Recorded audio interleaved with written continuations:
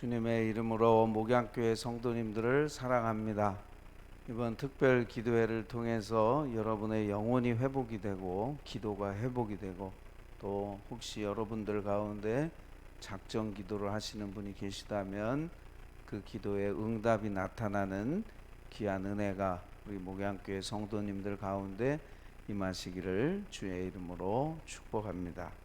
예수님께서 주일날 예루살렘에 입성하시고 가장 먼저 하신 일이 월요일에 성전에 들어가셔서 성전을 정화하는 그런 일을 하십니다. 월요일날 예수님께서 예루살렘 성전에 가셨는데 그곳에서 장사하는 많은 사람들이 있었어요. 예수님께서 그 장사하는 사람들을 다 내쫓으셨습니다. 이것을 성전 정화 사건이라고 부릅니다. 마태복음 21장 12절부터 13절에 보시면 예수께서 성전에 들어가사 성전 안에서 매매하는 모든 사람들을 내쫓으시며 돈 바꾸는 사람들의 상과 비둘기 파는 사람들의 의자를 둘러 부시고 그들에게 이르시되 기록된 바 내 집은 기도하는 집이라 일컬음을 받으리라 하였거늘 너희는 강도의 소굴을 만들었다고 말씀하셨습니다. 하나님께서는 이스라엘 민족에게 3대 절기를 주시면서 그 절기 때는 반드시 하나님이 택하신 중앙성소인 예루살렘에 가서 하나님께 예배를 드리고 또 그곳에 가서 20세 이상 남자들은 성전세를 내도록 그렇게 하셨습니다. 그래서 이제 6월절 예수님이 십자가에 못 박혀 돌아가실 이쯤에 6월절 절기니까 6월절은 이스라엘의 명절 중에 가장 큰 명절이죠. 그래서 온 이스라엘 땅에 있는 사람들이 예루살렘으로 몰려오고 뿐만 아니라 예루살렘, 이스라엘 그 멀리 있는 해외에 살고 있는 유대인들, 우리가 소위 디아스포라라고 하는 그들까지도 몰려옵니다. 얼마나 많이 몰려오는지 이스라엘 역사가들에 의하면 그 당시에 명절을 절기 때 모이는 인원이 약 200만 명가량 된다 그랬어요. 그 이스라엘의 절기를 지키기 위해서 200만 명가량이 온다고 하니 얼마나 북새통이 되겠습니까? 지금 예수님께서 예루살렘 성전 가셨을 때가 그렇게 사람들이 번잡한 그런 때예요. 근데 예수님께서 이방인의 뜰에 가셨는데 장사하는 사람들이 거기에 있었습니다. 이 장사하는 사람들은 뭐 하는 사람들인가 하면 멀리서 이제 하나님께 제사를 드리기 위해서 양이나 소나 염소나 비둘기를 가지고 오는데 이제 제사 드리기 전에 제사장들의 검사를 받아요. 이 제물이 흠이 없는지 검사를 받아서 합격을 해야 그걸 가지고 제사를 드릴 수가 있는 거예요. 근데 하루 이틀 3일 멀리서 그 제물을 가지고 오다 보면 자칫하면 흠이 생기거나 병이 드는 경우가 있어요. 그래서 원래 이스라엘 백성들의 편의를 도모하기 위해서 거기서 흠이 없는 그런 가축들을 판매하는 그런 일이 있었는데 이것이 점점 변질이 되기 시작했어요. 소위 프리미엄이라고 그러죠. 이방인의 뜰에서 아무나 장사할 수 없어요. 제사장들의 허락을 받아야 되니까 제사장들이 프리미엄을 두둑하게 챙기고 이제 그곳에서 장사할 수 있도록 그렇게 해서 사람들이 거기서 부당한 이득을 취하면서 사람들의 돈을 뺏는 그런 일을 했습니다. 또 여러분 20세 이상은 성전세를 반세겔을 내야 되는데 반드시 이스라엘 돈으로만 내야 돼요. 은으로 된 동전 반세겔을 꼭 이스라엘 돈으로만 내야 돼요. 이방인 사람들의 돈은 받지 않습니다. 그러면 자연스럽게 환전상이 있는 거예요. 이스라엘 돈으로 바꿔야 되는데 그 환정상들이 또 돈을 바꾸면서 부당한 이득을 취하게 되는 겁니다. 그래서 예수님께서 만민이 기도하는 이 거룩한 집을 너희들이 장사하는 그런 강도의 구렬로 만들었다라고 말씀하시면서 그들을 장사하는 그들을 성전에서 다 내어 쫓으셨습니다. 예수님은 예배를 받으시는 하나님이시고 그분은 성전보다 크신 분이시죠. 마태복음 12장 6절에 예수님은 성전보다 크신 분이다라고 말씀하고 있습니다. 성전보다 크신 예수님께서 성전을 더럽히는 그들을 내어 쫓아내신 것입니다. 교회는 만민이 기도하는 집이다 주님께서 말씀하셨습니다. 교회의 본질 가운데 가장 중요한 목적이 있다면 우리 교회가 하나님께 기도를 통해서 하나님의 영광을 돌리는 것이 우리 교회의 목적인데, 교회가 기도하지 않고 하나님 앞에 나아가지 않는다면 이것은 정말 하나님 앞에 큰 죄를 범하는 것이죠. 여러분, 오늘 우리 하나님의 백성들은 모든 문제를 기도로 해결해야 하는 줄로 믿습니다. 하나님은 우리의 모든 문제를 기도로 해결하기를 원하세요. 지금 코로나19 문제도 우리가 하나님 앞에 나아가 기도해야 되는 문제입니다. 영적인 문제인 것입니다. 여러분의 가정과 우리 교회와 또 질병 여러 가지 우리의 인생의 문제들은 우리 스스로가 해결할 수 없고 우리 스스로가 그 문제를 처리하려고 노력하기보다 먼저 하나님 앞에 겸손하게 나아가 기도할 때 우리 하나님께서 해결해 주실 줄로 믿습니다. 그래서 만민이 기도하는 집이다. 성전은 만민이 기도하는 집이라고 주님께서 말씀하신 것을 우리가 기억하시고 우리 목양교회가 기도가 회복되는 놀라운 축복이 임하시기를 주님의 이름으로 간절히 축원드립니다. 이렇게 성전 정화 사건을 마치고 예수님이 오늘 본문에 보시면 이제 어떤 일이 벌어지는가 하면 예수님께 헬라 사람들, 이방 사람들이 헬라말, 그리스말 하는 이방 사람들이 예루살렘에 이제 6월절이 돼서 예배드리기 위해서 왔다가 예수님의 소문을 들었어요. 예수님을 한번 뵙고 싶다. 그래서 오늘 본문에 보니까 예수님의 제자 빌립에게 찾아와서 우리가 예수님을 좀 뵙기를 원해요.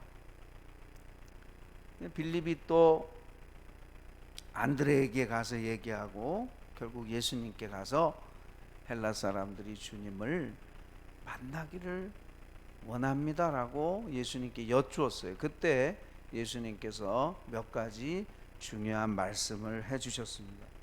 오늘 보면 24절에 내가 진실로 진실로 너희에게 이르노니 한 알의 밀이 땅에 떨어져 죽지 아니하면 한 알 그대로 있고 죽으면 많은 열매를 맺느니라. 여기서 한 알의 밀알은 예수님을 상징적으로 말씀하고 있고 많은 열매를 맺는다는 것은 그 예수님의 희생으로 말미암아 수많은 영혼들이 살아나게 되는 것을 상징적으로 보여주는 그런 말씀이에요. 여기에는 유대인들만 포함되는 게 아니죠. 이방인들까지도. 오늘 본문의 32절에 보면 내가 땅에서 들리면 모든 사람을 내게로 이끌겠노라 말씀하셨어요.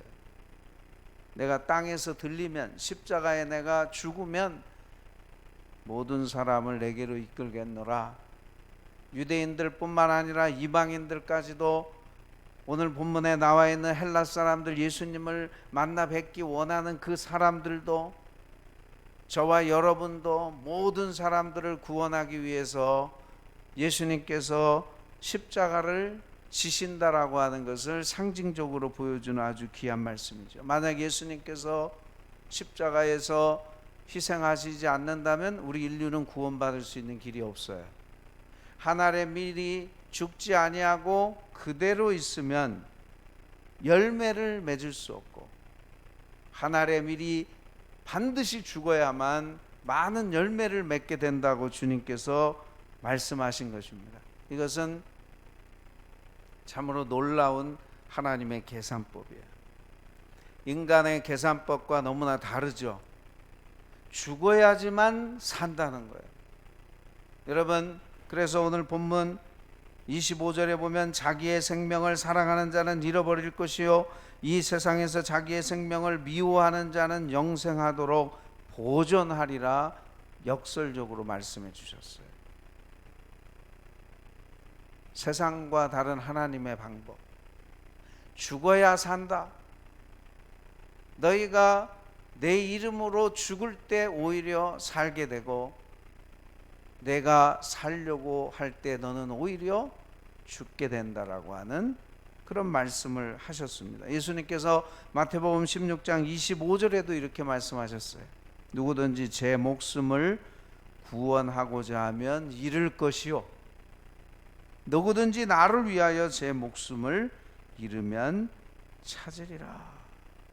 놀라운 말씀이에요. 여러분, 우리가 예수님을 위해서 죽는 길이 오히려 그게 사는 길이라고 주님 말씀하고 계세요. 세상 원리와 정반대의 원리예요. 내가 예수님과 함께 죽는 길을 선택하는 것이 그 길이 살 길이다. 이런 우스운 이야기가 있습니다.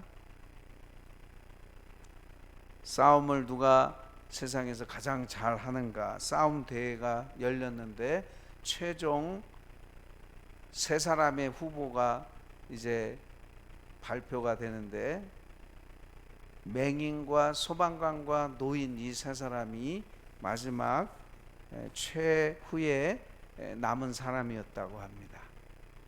이 맹인은 배는 게 없으니까 싸움을 너무 잘하는 거예요. 소방수는 물불 안 가리고 싸우니까 싸움을 잘했고, 그 중에 챔피언은 노인이신 거예요. 어차피 살 만큼 살았으니까 이제 어차피 죽을 거, 그렇게 생각하시면서 죽기 살기로 싸워서 결국은 이 세 사람 중에 챔피언이 노인이 되셨다는 거예요. 자, 여러분, 이 우스운 이야기지만 세상에서 가장 무서운 사람이 누군가 하면 죽음을 두려워하지 않는 사람이에요. 예수님은 죽음을 두려워하시지 않으셨어요. 오늘 본문에 여러분 27절에 지금 내 마음이 괴로우니 무슨 말을 하리요 아버지여 나를 구원하여 이때를 면하게 하여 주옵소서. 그러나 내가 이를 위하여 이때에 왔나이다. 무슨 말씀이에요? 내가 하나님 아버지 이때를 면하게 하여 주옵소서 제가 이렇게 기도하겠습니까? 아닙니다. 제가 바로 이때를 위해서 왔습니다. 예수님은 죽음을 피하시지 않으셨어요. 자신이 이 땅에 오신 목적은 우리 인류를 구원하시기 위해서 십자가에서 죽기 위해서 오셨다는 것을 예수님은 아셨어요. 사도 바울도 마찬가지입니다. 사도 바울도 사도행전 20장 24절에 내가 달려갈 길과 주 예수께 받은 사명 곧 하나님의 은혜의 복음을 증언하는 일을 마치려 하면은 나의 생명조차 조금 더 귀한 것으로 여기지 아니하노라 그는 고백했습니다.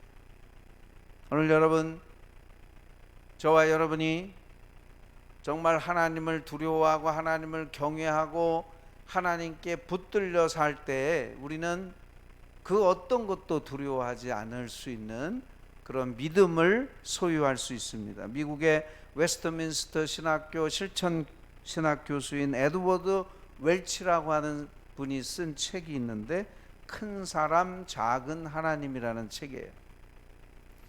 이 책의 원래 제목은 이렇게 돼 있어요. 사람이 크게 보이고 하나님이 작게 보일 때. 우리가 사는 세상에는 피어 프레셔라고 하죠. 동료들의 압력이 있어요. 우리가 사는 세상은 하나님을 기쁘시게 하기보다는 사람을 기쁘게 하는 일들이 너무 많아요. 그래서 사람은 굉장히 크게 보이는데 하나님은 너무나도 작게 보이는 그런 문제에 빠질 때가 있다는 거예요. 거기에 대한 해답은 이 책에서 이렇게 말합니다. 하나님을 진정으로 경외한다면 이 세상에서는 더 이상 두려움이 없다. 사람을 두려워하지 않게 된다. 우리가 이 세상에 살면서 사람을 두려워하게 되는데 하나님을 정말 두려워하는 사람은 사람을 두려워하지 않는다라고 이 책에서 해결책을 주고 있습니다. 그렇습니다, 여러분. 오늘 우리가 정말 하나님을 두려워하는 사람은 죽음도 두려워하지 않고 사람도 두려워하지 않고 사탄도 두려워하지 않을 수 있어요. 오직 하나님만 두려워하시는 저와 여러분 되시기를 주님의 이름으로 축복합니다. 그럼 여러분 용기 있는 사람이 될 수 있습니다. 그 다음에 예수님께서 23절에서 이렇게 말씀하셨어요. 인자가 영광을 얻을 때가 왔도다. 인자는 예수님인데 영광을 얻을 때는 뭘 얘기하는 거죠? 십자가를 말하는 거예요. 예수님께서 이제 십자가를 지실 이제 며칠 뒤면 예수님께서 십자가를 지십니다. 그날이 점점 임박해 오는데 예수님께서 인자가 영광을 얻을 때가 왔도다 이렇게 말씀하셨어요. 여러분, 어떻게 십자가에서 못 박혀 돌아가시는 것이 영광이 될 수 있어요? 그것이 하나님의 뜻이기 때문입니다. 사람들은 흔히 생각하기를 영광하면 세상에서 잘 되고 성공하고 그런 것들이 영광이라고 생각해요. 그러나 성경은 우리에게 다르게 말씀합니다. 하나님의 뜻을 따라가는 것이 영광이다. 여러분, 예수님은 세상적인 관점에서 본다면 실패자입니다. 십자가에서 못 박혀 죽으셨잖아요. 십자가를 볼 때 세상 사람들의 눈으로 본다면 그것은 실패한 사건이에요. 왜냐하면 세상적 기준을 가지고 십자가를 보기 때문에 그렇습니다. 하나님의 관점에서 보지 아니하고 인간의 눈으로 보니까 십자가는 실패한 것으로 밖에는 보이지 않는 것입니다. 그러나 여러분, 우리가 하나님의 관점에서 본다면 십자가는 하나님의 영광이요, 십자가는 실패가 아니요 성공이요, 십자가는 수치가 아니라 영광인 줄로 믿습니다. 오늘 우리도 이 땅에 사는 동안 우리가 하나님의 뜻을 따르게 될 때 여러 가지 고난을 경험할 수 있어요. 그런데 그 길이 영광스러운 길이에요. 하나님의 뜻이기 때문에 내가 하나님의 뜻대로 살기 위해서 몸부림치고 그 뜻을 따르기 위해서 나아갈 때 예수님처럼 우리에게도 오히려 고난이 오고 환난이 올 수 있어요. 그럴 때 우리는 어떤 생각을 해야 됩니까? 하나님이 나에게 복을 주시려고 그렇게 하시는구나. 하나님께서 나에게 상급을 주시려고 그렇게 하시는구나. 그런 영적인 생각을 가져야 돼요. 왜냐하면 예수님 보세요. 예수님 십자가가 있었기 때문에 부활의 영광이 있었어요. 십자가 없는 부활이 없고 십자가가 없는 영광이 없어요. 예수님이 부활의 영광을 얻으신 것은 십자가가 있었기 때문입니다. 오늘 우리도 마찬가지입니다. 하나님의 뜻을 따라 우리가 살아갈 때 때때로 어려운 고난이 몰려올 수도 있지만 그 길이 영광의 길임을 기억하고 주님이 걸어가신 그 발자취를 따라가시는 저와 여러분 되시기를 주의 이름으로 축복합니다. 마지막으로 예수님께서 31절에서 말씀하셨습니다. 이제 이 세상에 대한 심판이 이르렀으니 이 세상의 임금이 쫓겨나리라. 여러분, 예수님의 십자가의 사건은 하나님의 영광을 드러내는 사건일 뿐만 아니라 세상을 심판하시는 사건입니다. 이 세상 임금, 이 세상 통치자인 사탄을 이기는 사건이에요. 이제 며칠 뒤면 예수님의 그 십자가의 죽음을 통해서 세상을 지배했던 사탄이 십자가에서 패배하고 세상의 권자에서 그동안 왕노릇했던 그 모든 것을 놓고 쫓겨나야 될 그런 결과를 가져오게 된다고 주님께서 말씀하셨습니다. 여러분, 십자가를 통해서 마귀를 이기셨어요. 오늘 우리도 마찬가지입니다. 내 뜻 따라가지 않고 하나님 뜻을 따라 십자가의 길로 나아갈 때 저와 여러분이 반드시 마귀를 이기고 승리하게 될 줄로 믿습니다. 예수님께서 십자가로 승리한 것처럼 우리 하나님의 백성들도 이 악한 세상에서 십자가를 지고 주님을 따를 때 저와 여러분이 마귀를 이기는 그런 승리의 길로 걸어가게 될 줄로 믿습니다. 기도드리겠습니다. 사랑의 하나님, 하나님의 뜻을 따라 걸어가게 하여 주시옵소서. 사람의 길로 가지 않게 하시고 세상 영광 길로 걸어가지 않게 하시고 오직 아버지의 뜻대로 주님이 기뻐하시는 십자가의 길로 걸어갈 수 있게 하여 주시옵소서. 그 길만이 영광의 길이요 사탄을 이길 수 있는 승리의 길인 것을 믿습니다. 우리 목양교회 모든 성도님들이 믿음으로 승리하는 귀한 은혜를 허락하여 주시옵소서. 예수님의 이름으로 기도하옵나이다. 아멘.